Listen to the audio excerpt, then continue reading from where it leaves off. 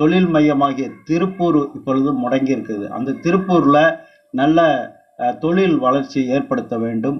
அதே போல நமது திருச்சி டெல்டா மாவட்டம், இந்த டெல்டா மாவட்டத்துல விவசாயிகள் நலனில் அக்கறை உள்ள ஒரு பாராளுமன்ற உறுப்பினர் தேவை. விவசாயிகளுக்கு என்னென்ன தேவை? தண்ணி நீர்த்தேக்கம் செய்ய வேண்டும்.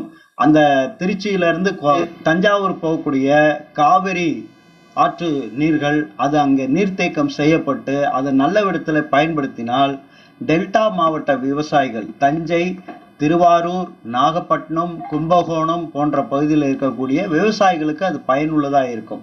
இப்படிப்பட்ட அடிப்படை தேவைகளை பூர்த்தி செய்யக்கூடிய நல்ல பாராளுமன்ற உறுப்பினர்கள் தேர்ந்தெடுக்கப்படுவார்களானால் அது நிச்சயமாக தமிழகத்திற்கும் குறிப்பாக திருச்சி மாவட்டத்திற்கும் அது பயனுள்ளதாக இருக்கும் என்பதை தெரிவித்துக் கொள்கிறேன். சமூக ஆர்வலர் முனைவர் ப. ஜான் ராஜ்குமார், திருச்சிராப்பள்ளி.